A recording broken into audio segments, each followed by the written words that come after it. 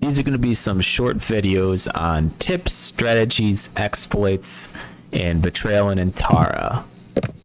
So at the beginning of the game, I usually pick melee, defense, scouting, stealth, and lockpicking for William, because these are the things that he needs the most.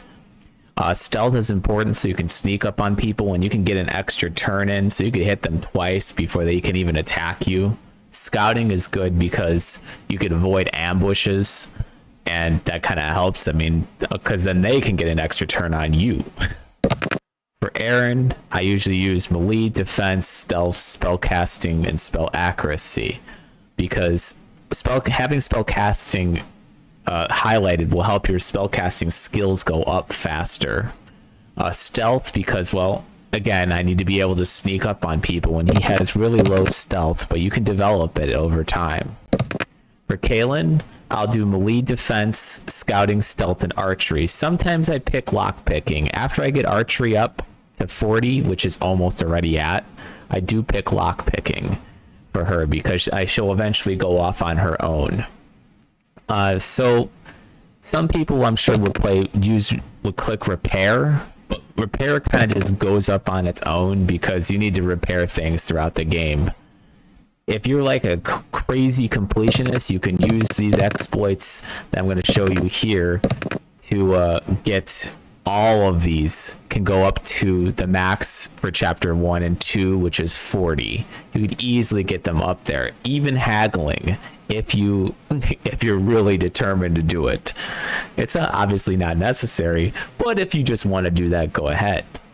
So in Briala, because Aaron's father owns this inn, you can rest here for free, and that's kind of part of the exploit here.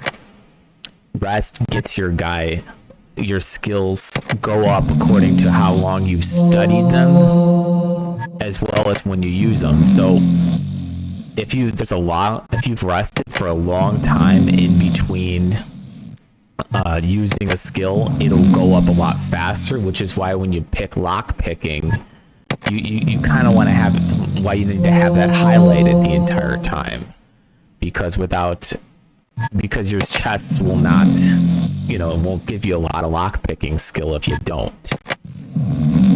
So I've already kind of rested for a while before I did this video, because I didn't want to just do a video of me just clicking this to rest over and over again, but I'll obviously show you that his skills go up passively. These skills, they go up on their own just from rest. So if there's ever a skill that you have different areas of magic and they combine to get you a spell. Well, if you need one of these up, rest is one way to do it. You would get it up to a certain level. So some spells require that area of magic to be developed at 10, 20, 30, 40, whatever, depending on what some point in the game it is. So now I'm going to demonstrate how this stuff can affect your other skills by getting into a fight.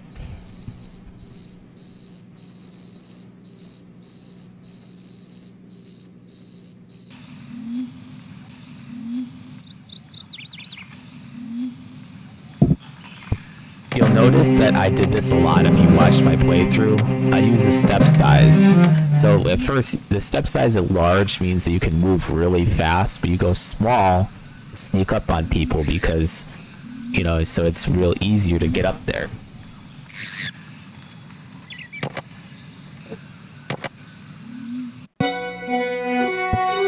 When I fight an enemy that's way stronger than me, which is a lot of times, or I'm outnumbered, it's better to have your men, like your people, going across like this or diagonal or whatever, so that they can't surround you.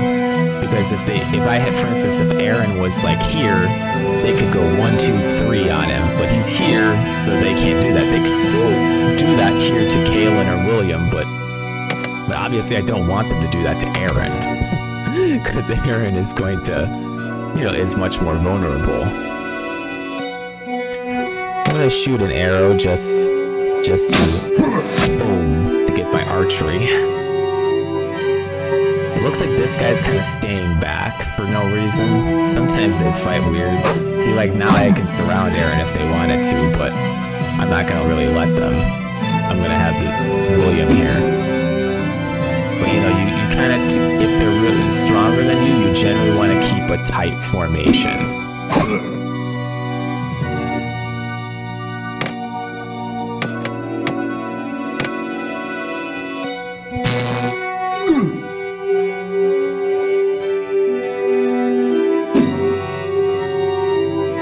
Because I'm not really playing a game, I'm gonna let this guy get a run if he wants to, because as I said, I might let him run. Maybe I could kill him right here, let's see.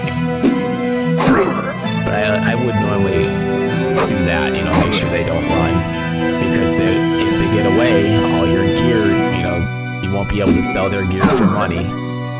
It also increases your skills, you know, to be able to hit them. Your melee skill will go up the more you hit them. Even failure helps your skills go up. So even if you fail to sneak up on them, you fail to hit them, whatever, it contributes to it going up.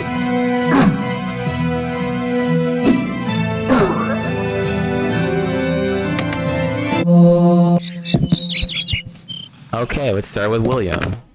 So his melee went up 5. Because I rested for so long. So melee went up by 5 for Aaron, and it went up, and his defense actually went up by 6. This is all in a single battle. His spellcasting went up by 8. Her archery is now maxed out at 40. It went up by 7. Her stealth is also maxed out in a single battle. So, as I said, this is kind of exploitative, you could say, but the whole point of this being put in the algorithm was that if you struggle in the game and somebody gets like knocked out and you have to rest, it'll make you rest for like 600 hours or whatnot. That helps because next time you fight, those skills will go up faster. So it's kind of a mechanism to make lesser, you know, players that are struggling, to bring them back up to where they need to be in order to fight enemies. So this game was, some people say this game is hard, but it is designed this way. You know, if they're not trying to make you lose.